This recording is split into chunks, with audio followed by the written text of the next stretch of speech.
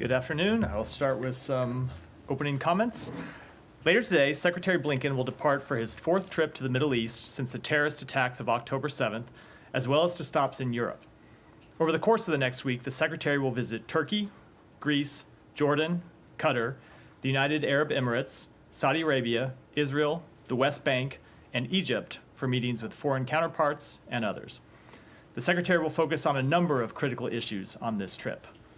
First, he will discuss immediate measures to increase substantially humanitarian assistance to Gaza. The United States has played a critical role in unlocking humanitarian assistance for the Palestinian people, but conditions remain extremely difficult. The Secretary will stress the imperative of expanding and sustaining safe access for humanitarian organizations to deliver food, water, medicine, as well as for commercial goods to enter all areas of Gaza. Second, he will discuss with the government of Israel its ongoing military campaign against Hamas to ensure October 7th cannot be repeated, including plans to transition to the next phase of operations and the steps Israel can take to better protect civilians and how to enable Palestinians to return to their homes and neighborhoods as fighting curtails. He will also stress to the government of Israel the need to do more to lower tensions in the West Bank. Third, he will discuss ongoing efforts to bring home the remaining hostages, including the American citizens who are still unaccounted for. The Secretary has no higher priority than the safety and security of American citizens, and he will not rest as long as Americans, along with Israelis and citizens of many other countries, continue to be held captive. Fourth, he will focus on, as he has consistently since October 7th, preventing the conflict from expanding.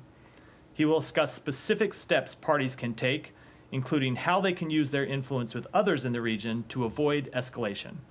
It is in no one's interest, not Israel's, not the region's, not the world's, for this conflict to spread beyond Gaza. As part of those discussions, he will raise the need to take steps to deter the Houthis' attacks on commercial shipping in the Red Sea. Finally, he will emphasize the responsibility of all parties to help chart a path forward for Gaza that achieves lasting security for both Israelis and Palestinians, as well as a more peaceful, integrated region, building on the principles he laid out in Tokyo on November 8th, and including a sustained mechanism for reconstruction and Palestinian-led governance of a unified West Bank and Gaza. The Secretary also looks forward to discussing with his Turkish counterparts our many areas of bilateral and regional cooperation, including the final steps to complete Turkey's ratification of Sweden's accession to NATO, and to conversations with the government of Greece about their support for Ukraine and safeguarding regional maritime security. We don't expect every conversation on this trip to be easy. There are obviously tough issues facing the region and difficult choices ahead. But the Secretary believes it is the responsibility of the United States of America to lead diplomatic efforts to tackle those challenges head on, and he is prepared to do that in the days to come. With that, Matt. Thanks, Matt. Can I just ask you, this is kind of a minor, a minor point, but so you went through this list of 4 or 5 priorities, but number 3, you said hostages, the Secretary has no higher priority, but it's number 3. The ordering of those. Are you suggesting that no. is not the order? The order in which I listed them is not a ascending or descending order of priorities. Okay, and then when you talk about the trying to prevent the spread, escalation of this, hasn't that already happened now? So we have obviously seen. I mean, you saw in the beginning of the conflict, you saw strikes start across the northern border that Israel shares with Lebanon. We have not seen those strikes increase to an even more dangerous level, as we were worried they would at some point, and we still run the risk of seeing take place, and we are trying very actively to avoid. We have not seen the conflict spread in to the extent that other countries have been brought into it, something that we have worked hard to avoid. Yes, we have seen the Houthis take dangerous actions in the Red Sea, and that's why you have seen us assemble a coalition and work with our allies and partners to make sure that to make clear that those attacks on commercial shipping are unacceptable. But I don't want to say that we are by any step out of the woods. This has been a top priority from the beginning, something the Secretary and the President recognized on October 7th, and you heard the President speak to it on October 7th, that one of the biggest dangers of this entire situation was that the conflict would spread and we would risk a region-wide conflagration. It's why it's been one of the major focuses of all of his trips and will continue to be a top priority. Right, but it's not just the Houthis attacks and the thus far relatively minor Hezbollah attacks that are putting or giving weight to fear that this might spread. It's also, what's happened in Beirut, it's what happened in Iraq, in Baghdad today, and regardless of who is behind any of it, what happened in Iran just the other day. So, is there not a concern that what you had potentially forestalled back in October with the deployment of 2 aircraft carrier strike groups to the Eastern Med and the Secretary's visits to Baghdad and to all around the region, that those fears that you initially had after the 7th of October have now come back? I wouldn't say they have come back. I would say the risk is real, the concern is high. It has always been real and the concern has always been high, and that's why the tempo of activity you have seen from this administration to try to lower the risk of widespread regional conflagration has also been high from the beginning. There have been a series of events since October 7th, any number of which raise the risk of further escalation and further conflict. And it's why you've seen us try to take a measured approach. It's why you've seen us you've seen us try to take a measured approach and encourage countries in the region to take a measured approach. And as I said in my opening remarks, have had direct conversations with countries about not taking steps that could unnecessarily escalate the conflict. And it's what the Secretary will do in this trip. Sean, I'll go. I'll go in order. When you say that the talks are not necessarily going to be easy, that it could be difficult, I'm not sure there's anybody's really doubting that. But could you elaborate more on that? What are the aspects? I mean, you mentioned the humanitarian assistance. Is that where expected to be tough? What are the tough parts that you're expecting? So I don't want to hone in on any one specific piece of the conversation that I expect to necessarily be tougher than others. But look, you've seen a number of disagreements between the United States and the government of Israel, between the United States and other countries in the region, even countries like Israel who are close allies, even countries who are close partners on which we work on a number of issues. So the Secretary believes we need to try to make progress on getting humanitarian access in. The Secretary believes we need to make progress on minimizing harm to Palestinian civilians. He believes we need to make progress on continuing to try to keep the conflict from escalating, which is why he's returning to the region, because he thinks it's important to be there face-to-face and engage in these diplomatic efforts. Even if it's tough sometimes, it's the job of the United States to do that. So I won't go through them here, but I think some of our disagreements with the government of Israel and with our partners are well known. They have been aired in public at times. You saw them aired from this building 2 days ago when we made quite clear statements from the government of Israel with which we strongly disagreed. And we will continue to do that. We will do that directly in these meetings over the next week. Okay, just one thing. When you talk about the immediate and substantial increase in humanitarian aid, is there a specific wish list that you have going in terms of things that you'd like to see, particularly the Israelis let into Gaza? There are certainly a number of things that we want to see. I'm going to keep those for private conversations. I will say that generally, we have seen a number of logistical hurdles to deliver humanitarian assistance into Gaza. Obviously, getting Rafah open was a key thing that we were able to accomplish some time ago, and then we were able to get Kerem Shalom open just in the past few weeks, but there still remain a number of logistical hurdles to getting the level of trucks back to the level we need. We're seeing somewhere around 200 trucks a day go in now. Some days a little more, some days a little less. That is an increase from the 100 or so trucks we were seeing go in both before the humanitarian pause and after the breakdown of the humanitarian pause. But it's not enough, and we want to see more. So you will see specific asks about things that can be done to get more aid going in, but also specific asks that we will have about additional deconfliction measures that need to take place so aid can more freely move around Gaza once it gets in and be delivered to the people that need it. And then we'll have asks on other areas as well, but I think I'll keep those private so the Secretary can deliver them to his counterparts rather than preview them all from here. On the Houthis, you said he'll discuss the need to take action. Do you expect any deliverables to come out of that or any announcements of actions to be taken? Again, I don't want to get ahead of the trip. We have, as I said, we're going to be visiting a number of countries and have a number of conversations, but he will make it clear on all of his stops that the Houthi attacks are unacceptable. And they threaten not just the commercial the direct commercial interests that are involved, the ship and the crew, the ships and the crews on those ships, but also the regional economy and the world economy. When you see attacks on commercial shipping, a great deal of which goes through the Red Sea, and a great deal of which has been diverted now to longer and more costly routes. And he will make clear, as the United States made in a statement yesterday with a number of our allies and partners, that ultimately it is the Houthis that bear the consequences for those attacks, and I don't want to preview anything further. And then on what happens after the conflict, there's some reporting that Israeli defense officials want to initially hand local management of Gaza over to clans who are traditionally connected to specific cities and sectors, replacing Hamas with family groups.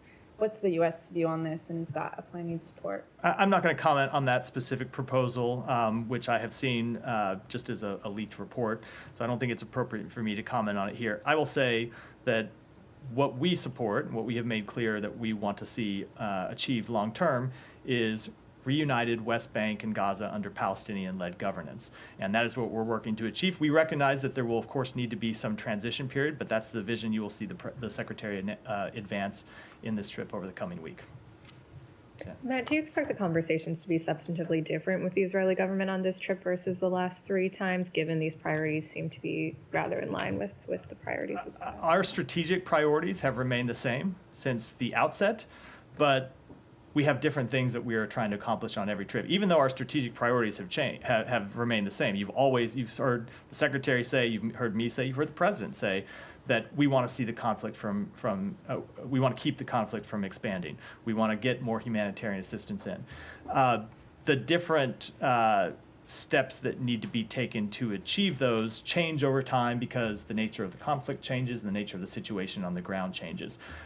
So while our strategic goals don't change, the things that we are trying to accomplish always do. I will also say that you will see us pushing additional steps on what Gaza should look like at the end of the conflict. That doesn't mean I'm going to talk about all those publicly. It doesn't mean we're going to talk about all of them publicly at the end of the trip. But we have been working very hard in this building, throughout the administration, and quietly with allies and partners in the region and throughout the world on what the day after ought to look like. Those are going to be some of the toughest conversations, of course, but we're ready to go pursue them. Do you expect allies to be more receptive to these conversations now, given it's been several months? I mean, most of the Arab allies have said we don't want to discuss this until there's a path to. You know, I don't want to speak for any other country. I'll speak for the United States, and what I'll say is that we think it's important to engage in those conversations now. We think it's important to engage some of the planning now, and that's what we plan to do over what we plan to continue to do over the next week. And, you know, in past trips, the Secretary has come out of it saying Israel has agreed to certain steps that he wouldn't elaborate. Do you feel that Israel has upheld its agreement to fulfill those steps on curbing civilian casualties, for example? I mean, from the outside, it looks like that has not passed. We have seen them steps that they agreed to in our meetings. We've seen them take additional measures to deconflict sites, to make sure that civilian sites, or to try and ensure that civilian sites aren't targeted, to do more to allow Palestinians to move to safer areas inside Gaza. But the results continue to not match where the Israeli intentions are, and that's certainly something that we will talk about. And it's why, as I said in my opening comments, that one of the things the Secretary will discuss are steps that we think that should be taken to further increase protections for civilians. And then last one on the Houthis, how concerned are you that these ongoing attacks are going to undermine the truce between Saudi and the Houthis in Yemen? What kind of discussions are being had to try to preserve that? So we think that the ceasefire that is held in Yemen for some time was an important diplomatic achievement. It's something that we were that we thought it was important that the United States played a role in, and we continue to see it hold. But certainly the Houthi attacks are not helpful to to stability either in Yemen or anywhere in the region or in the world. So it's yet another reason why we'd encourage them to stop those attacks immediately. Olivia. I wanted to revisit some of the conversation that you had with Matt and Sean. As I'm sure you've seen, an Iraqi government spokesperson called the strike in Baghdad a flagrant violation of the sovereignty and security of Iraq and a dangerous escalation. So suffice it to say, the Iraqi government wasn't consulted beforehand and didn't greenlight a strike in Baghdad. So I'm not going to speak to strikes from this podium, as I seldom, if ever, do. I will reiterate, as I have before, that the United States is committed to taking action to protect our forces in Iraq and Syria by addressing the threats that they face, but I'm not going to speak to a specific strike from here. Okay, has there been any diplomatic engagement following the strike with the Iraqi government as to why it was taken? We engage in diplomatic conversations with the Iraqi government quite regularly, as I know you're aware. I don't want to speak to any specific diplomatic conversations that we may or may not have had about this specific action. I will say we have clearly communicated to the Iraqi government that our forces that are there at the invitation of the Iraqi government to help ensure the continuing defeat of ISIS. And the Iraqi government has the responsibility to do what it can to take action against any actors that threaten U.S. personnel. But, and we have said this consistently from the outset, and we've said it privately and we've said it publicly, that we will not hesitate to take the necessary actions to protect our forces when it is in our interest and when it is in our interest to do so. So apart from the private diplomatic discussions, do you have a public response to this accusation of violations of sovereignty and a dangerous escalation? I don't. As I said, I'm not going to comment on a specific strike here. I would refer to my colleagues at the Pentagon for that. Okay, but just broadly, I mean, how, as you were discussing, how does this bolster these consistent American appeals for containing the conflict to Gaza and preventing that broader regionalization? Well, I would answer that by saying, obviously, we want to prevent the conflict from spreading, but part of that means that people need to stop taking strikes against our soldiers. And if they take strikes against our soldiers, we're going to do what we need to protect ourselves, as any country would do. One more question, related but different. ISIS appears to have now taken responsibility for these explosions in Iran.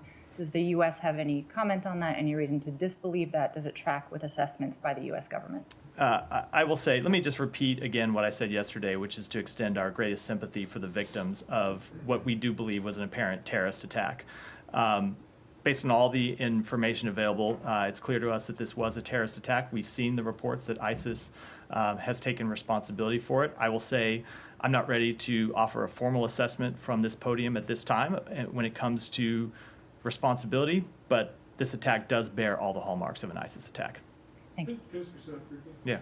On the, I mean, the Iranians, the Islamic Republic is saying it's the worst terrorist attack since '79 under the Islamic Republic. Since October 7th, the U.S. has often said Israel has the right to defend itself, etc. In terms of the policy options for Iran, is there any message? Is the United States supportive of Iran taking action against ISIS, greater action against ISIS, if that's the case? Again, we have not offered a formal assessment, so I think it would be premature for me to talk about policy options before we have done that. But I would say we again extend our sympathies to the people of Iran who have suffered really what appears to be a horrific terrorist attack that has claimed the lives of dozens of people. And just briefly, obviously there are no diplomatic relations between the U.S. and Iran, but do you know if there's been any sort of dialogue indirectly between the two countries regarding this? I don't have anything to read out on that.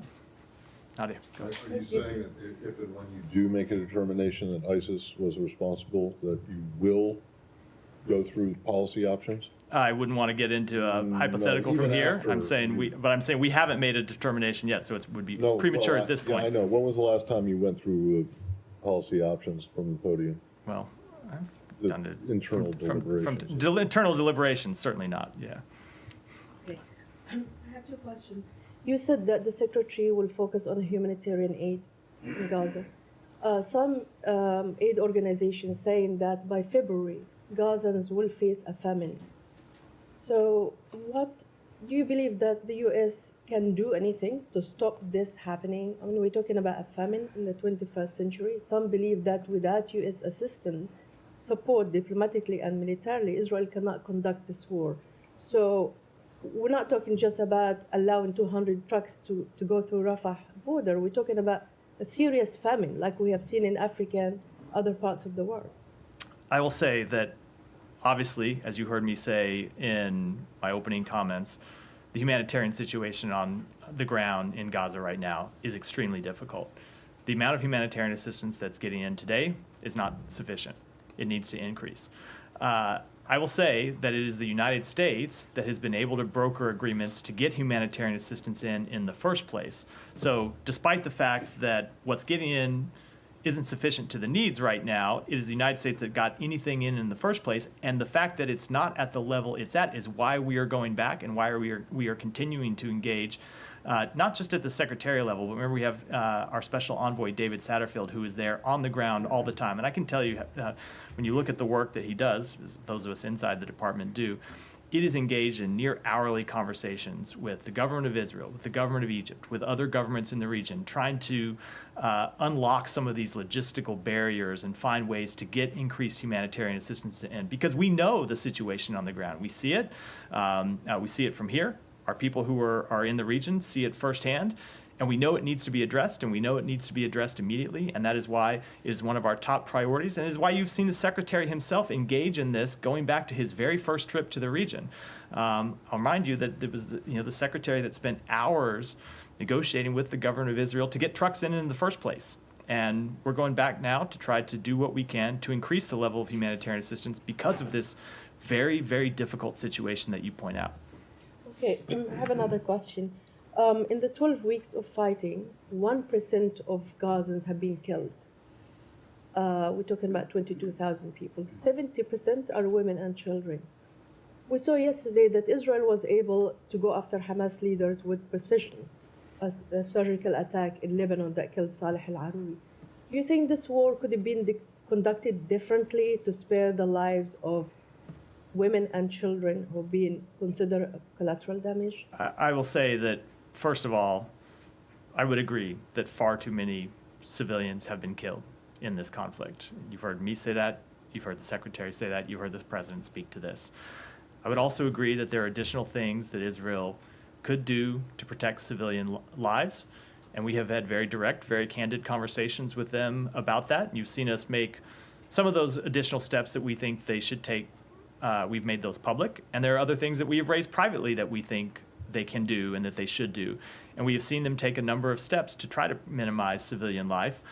And we will encourage them to continue to do more. But I will come back to the fact that this is a difficult situation precisely because Hamas does continue to hide behind civilians and embed itself in apartment buildings and in hospitals and schools, which makes this military campaign very difficult to conduct, none of which is to any way lessen the burden that's on Israel. It has a burden to do everything it can to protect civilian casualties, and we continue to have conversations with them about how they can best do that. Thank you, Matt. Quick follow-up on that, and I have Ukraine-related questions. At what percentage does the Secretary believe that Hamas has already been defeated by now and is ready or willing to surrender? I wouldn't want to put a percentage on it from here. Israel has said that they have killed a number of Hamas fighters. They've killed, I don't know their latest assessment of how many thousand they've killed, as well as a certain level of the leadership.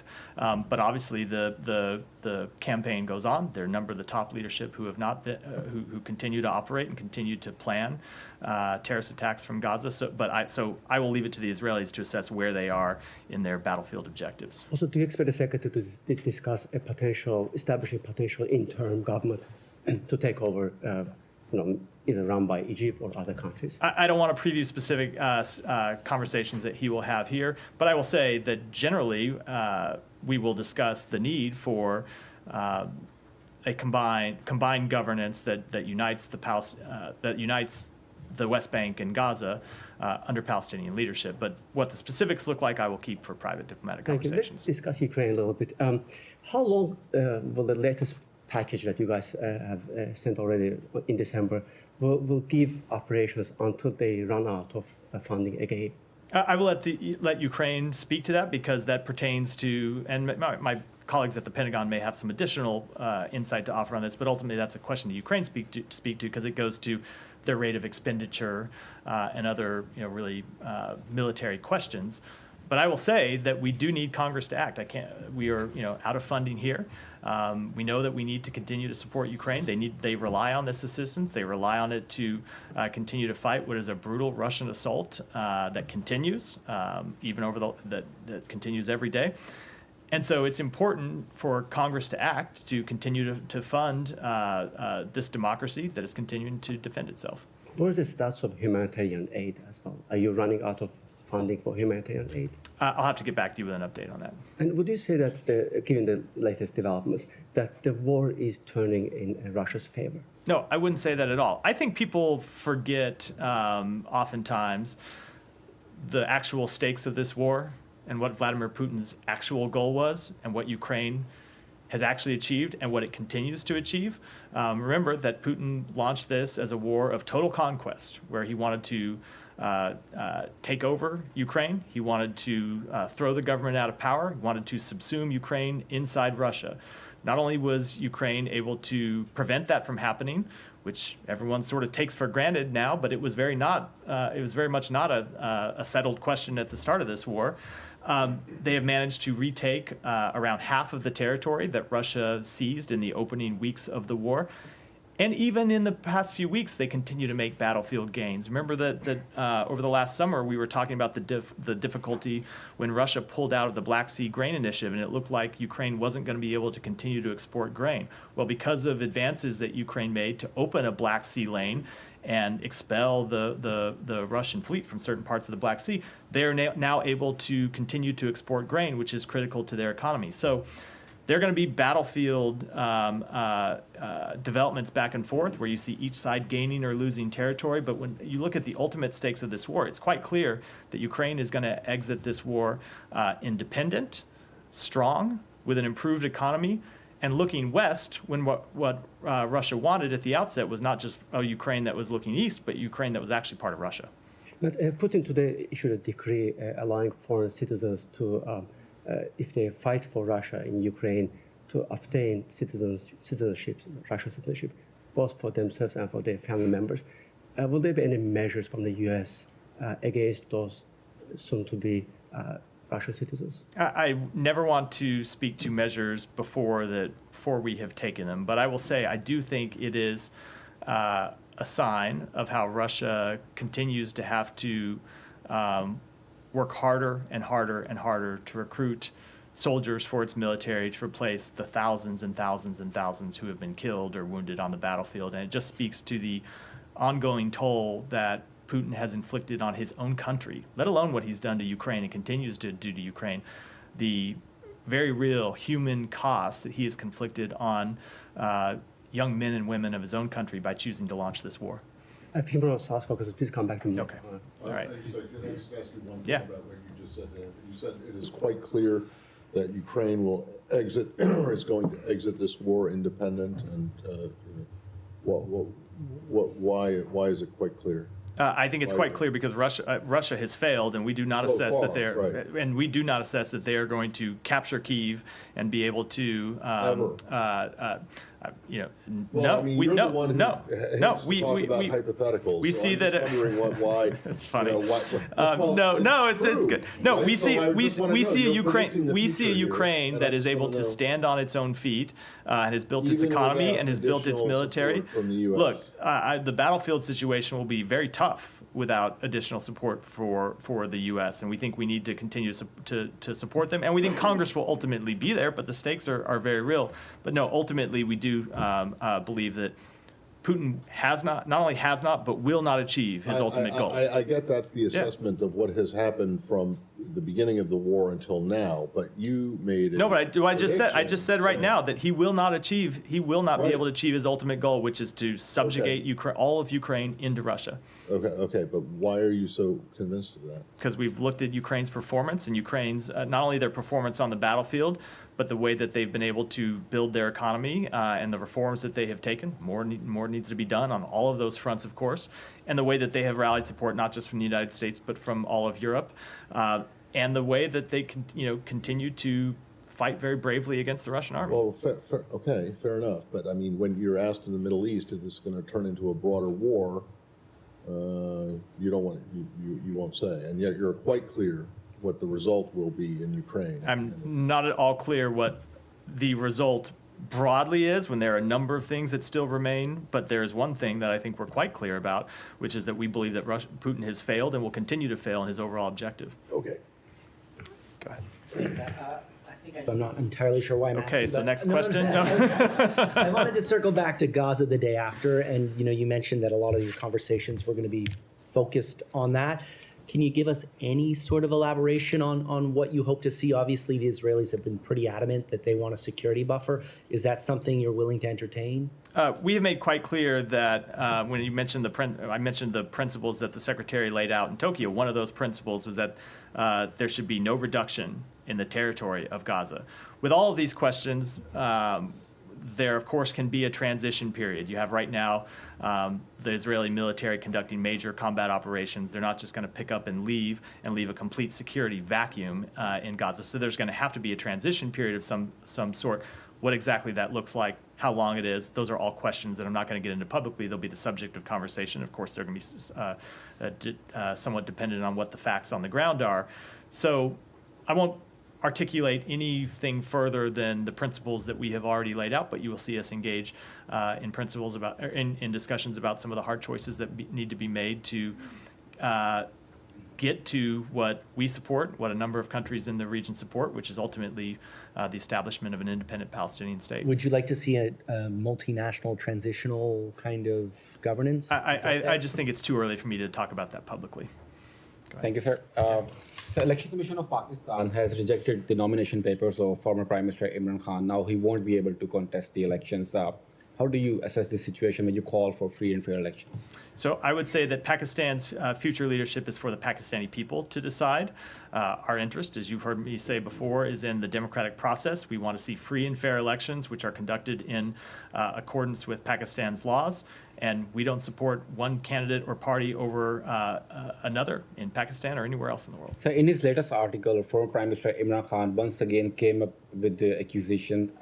I know we talked about this many times, but the new accusation in that article is that United States wanted to establish military bases in Pakistan, which he refused. That's another reason U.S. government was angry. Do you want to respond? I will just say, as we have said before, the former prime minister's accusations are baseless, and I think I'll leave it at that. Sir, last question, sir. During the recent visit, did Secretary Blinken engage in discussions with the Pakistani Army Chief and ISI Chief regarding Pakistan's military involvement in politics? I'm not going to get into private diplomatic conversations, but we have always made clear it is for the Pakistani people to choose their government. Go ahead. Okay, Matt. Thank you, Matt. When the U.S. gives foreign aid, is funding for abortion and birth control included in that? And if so, is the aid conditional? And I have a follow-up. I'm just going to say that with respect to that, we follow all relevant U.S. laws and regulations. Okay, in light of Catholic Church and evangelical Christian church membership in opposition to abortion, does Secretary Blinken expect a change in foreign aid policy regarding abortion? I do not expect any changes from our existing policy. Okay. Thank you. The U.S. has been fighting against ISIS for years now, and there is irreconcilability with some of the allies over how the U.S. does that, especially in Syria. How is that ISIS is still strong enough to carry out such a terrorist attack?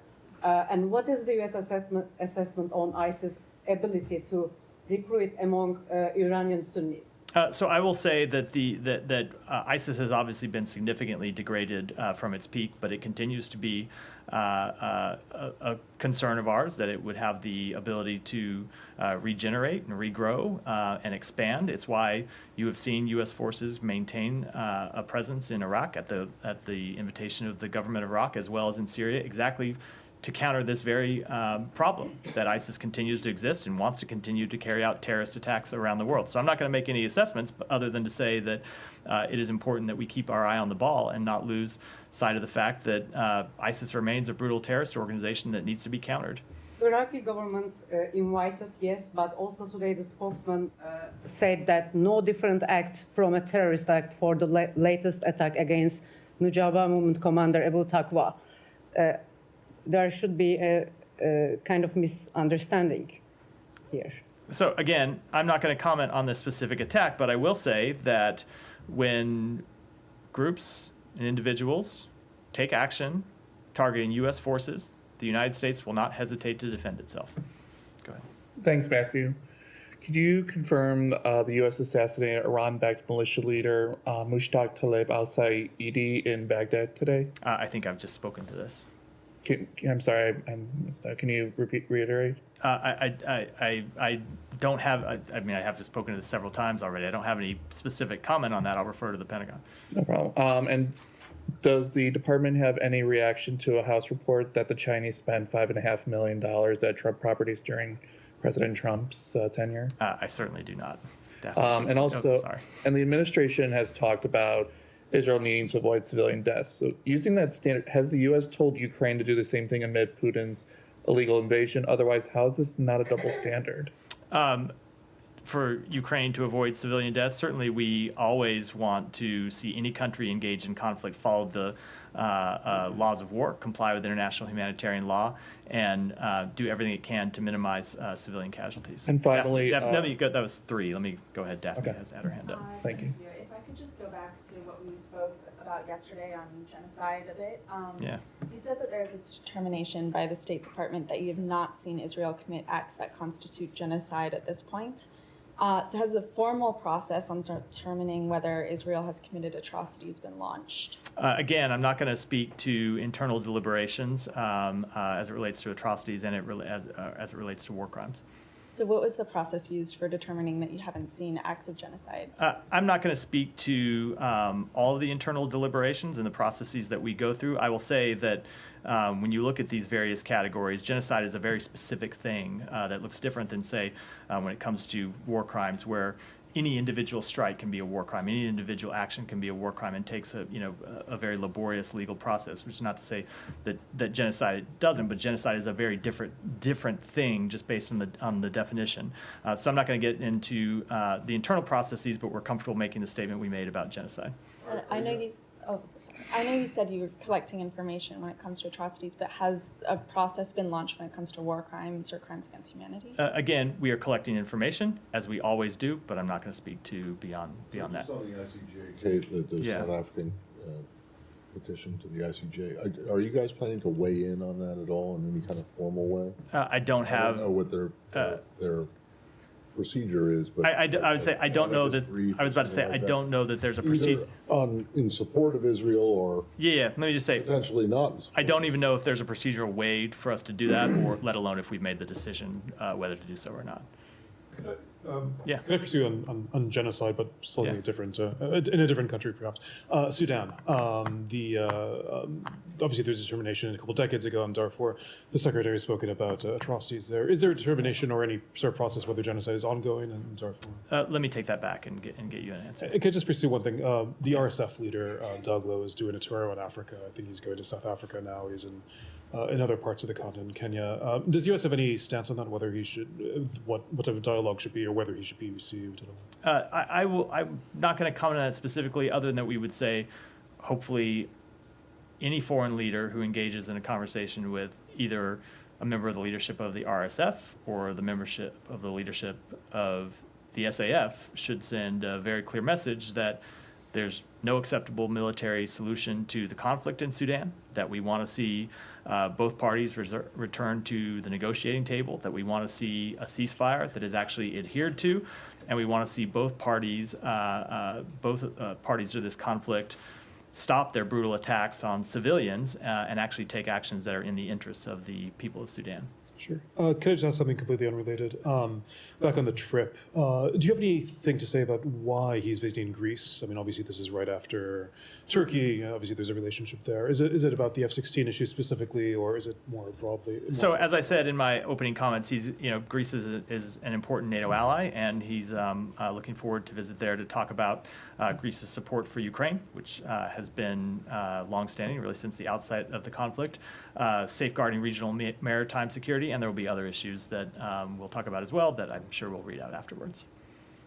About these reports of a U.S. coordinated operation that resulted in the release or in the evacuation or the extraction of a mother and uncle of a U.S. service member. Is there any comment that you have to confirm that report? Is this a widespread practice that the U.S. is engaging in? So I will say that we have engaged since the outset of this conflict to do what we can to help American citizens and their family members safely depart from Gaza.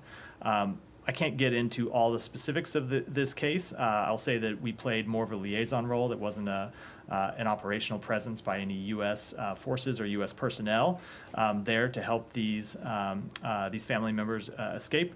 But we were glad to see them make their way safely out of Gaza, and we'll continue to work to do what we can to facilitate the departure of others. When you say liaison role, is there something particular about this case, and are there others like it in which the U.S. is coordinating among parties to help people leave on a There's nothing more I can say about this case because we played a liaison role. We don't have people, we don't have personnel on the ground in Gaza who can, actually do anything operationally to help American citizens get out. But we do stay in contact with those American citizens who want to leave and try to do what we can to facilitate their departure. We've helped over 1,300 U.S. citizens and family members and lawful permanent residents leave Gaza, and we'll continue to work to help others. Okay, sorry. And just if you are in a position to provide an update as to how many remain who want to leave. I don't have an update on that. We have changed the way that we look at this over time, as you've seen us do in other conflict zones, because over time, the nature of how we look at it and the nature of our conversations with people changes. We had, I think, last week I said several hundred that were remaining to leave. That number has probably stayed somewhat consistent, but there are a number of people in that group who have been on the list, the cleared list to leave Gaza for some time that haven't done so. That may be that because they can't make it to Rafah to make it out. It may be because they've changed their mind and don't want to leave, maybe because they have family members that they don't want to leave behind, or because of other considerations. So we know there are other American citizens that still want to leave, and we're in communication with them, but it's very hard to put a fixed number in it on that question because of so many people who either have left and not told us, or have said they want to leave and then haven't left when they had the opportunity to. It's tough for us to give an exact number at this point. Thank you. Yeah, thank you, Matt. You talk about today's attack in Iraq, and that the attack was conducted on the element that was what the Iraqi government says that was operating under the Iraqi Prime Minister's authority. I'm not asking about this specific attack today and this specific element that you attacked today. I think I have some deja vu yesterday where you said I'm not asking you about something and then asked me about it, but go ahead. I feel a trick coming. Yeah, in your general assessment, do you believe that there are elements and groups in Iraq that's operating under the Iraqi Prime Minister is attacking you and threatening you forces in Iraq? I'm not going to speak to that specifically. I will just reiterate what I've said, which is we've been very clear with the government of Iraq, and I don't think it's a secret, we've said it publicly, that we think they need to take additional steps to protect U.S. forces who are there at their invitation, and to hold accountable those who have launched attacks against U.S. forces, whoever they may be. Has anyone from the Iraqi government or from the embassy requested the United States to set a deadline for the U.S. forces withdrawal from Iraq? I am not aware of any such request. Go ahead. My question is about Afghanistan. Given the resolve to this group in Afghanistan, and based on the recent claim by ISIS about attacking Iran, how does the U.S. is going to address this issue in Afghanistan as a safe zone for terrorist attack? As a safe zone for? A terrorist group in Afghanistan. I will say that we continue to make clear to the Taliban that they have counterterrorism commitments that we expect them to adhere to. We maintain our capabilities to monitor the situation and respond to terrorist activity that we see, despite the fact that there is no more U.S. presence in Afghanistan. We demonstrated that when we took out the leader of al-Qaeda in July 2022, and we will continue to act to protect Americans. Go ahead. So back in Ukraine, you said yesterday that you haven't shifted the strategy towards Ukraine, but we stopped hearing from you. The phrase you're going to support Ukraine as long as it takes. And at the press conference, Secretary said that the main goal is for Ukraine to be able to stand on its own 2 feet. That seems like a shift, at least rhetorically. Can you address that? And the White House just released that Russia has fired the ballistic missiles obtained from the DPRK. Can you speak to that? So I could speak to that, but the last one. But I know that my colleagues at the White House, at least, were planning to speak to it, and sounds like it have. So I don't have anything to add. It would be basically the same information. But yet, other than that, yes, we have seen Russia working to obtain ballistic missiles from Iran that they have not yet used, and we've seen them obtaining ballistic missiles from North Korea and actually using those. And beyond that, the White House has spoken to those details already. I don't think I need to repeat them. But with respect to the broader question, no, there has been not any change in strategy. And two, I don't think there's any tension between those two comments. We have always made clear that we want Ukraine to be an independent country, and that means that it can stand on its own 2 feet. We will continue to support Ukraine. It is the policy of the United States. As long as it takes? As long as it takes. That does not mean that we are going to continue to support them at the same level of military funding that we did in 2022 and 2023. We don't think that should be necessary, because the goal is to ultimately transition Ukraine, to use the language that you repeated back to stand on its own feet and to help Ukraine build its own industrial base and its own military industrial base, so it can both finance and build and acquire munitions on its own. But we are not there yet, and that is why it is so critical that Congress pass the supplemental funding bill, because we are not yet at the point where Ukraine can defend itself just based on its own. And it's why that it continues to be important for Congress to support Ukraine, and continues to be important for our European allies and others throughout the world to support Ukraine. Go ahead and finish. On the trip to Greece, do you expect any specific results regarding the support for Ukraine? Because you mentioned it as the main topic of the discussions. We'll have more to say at the conclusion of the meetings, Alex, and then we'll wrap up. Two questions on South Caucasus. Armenia, Azerbaijan, as I understand, secretaries invite ministers to come to Washington by the end of the year. That didn't pan out. Moscow urged foreign governments not to interfere into Azerbaijan-Armenian peace process. Is it too simplistic for me to say that Russia is preventing you from moving forward on this topic? It is. I never want to say what's too simplistic or not for you, Alex. You're a very sophisticated guy. But no, Russia does not in any way prevent us from conducting the important diplomatic efforts we think are necessary for Armenia and Azerbaijan, and we will continue to pursue them. And when are you hoping to have them? When are you hoping to have the ministers in town? Stay tuned. We'll have an announcement to make when we have a meeting scheduled. My second topic, if I may, I've Alex, about Russia's you're land killing grab. me here. You had questions there. I'm trying to go to one other person to end the briefing. Last one, the Russian land grab in occupied Georgian territory of Abkhazia. The U.S. condemned the effort, but is it reversible? Is there anything else you could do legally, militarily, to help Georgia to get that land back? We will continue to be focused on this matter, but I wouldn't want to preview any specific steps. Ryan, go ahead. Follow up quickly on the question earlier about the Pakistani election. Yeah. You said it is for the Pakistani people to choose their government, and not only, as he mentioned, is the former prime minister in jail at the time, but you're also seeing something rather extraordinary where members of his party who are filing to run for office, and there's a lot of video evidence from around the country that you may have seen this, they're filing to run for office and they're being arrested and abducted at the filing office. They're also arresting the quote-unquote approvers, people who signed their petitions as well. So you're not going to have any candidates for the people to choose from. So how can Pakistani people choose their government if there's nobody to choose from on the ballot? And is this something that is concerning? So I will say, without commenting on that, the specific matters, we want to see free and fair elections that are conducted in accordance with Pakistan's laws. It's not for the United States to dictate to Pakistan how it conducts the exact specifics of how it conducts its election, but to make clear that we want to see those elections conducted in a free, fair, and peaceful manner that includes freedom of expression, peaceful assembly and association, and ultimately a full, open, reliable, vibrant democratic process. But it feels like election rigging of this level would merit sanctions if a Maduro-like government did something like this. It would seem like the State Department might come down a little harder. This is 250 million person democracy. And we will continue to support democratic expression and a vibrant democracy in Pakistan, but I don't have anything to preview from here.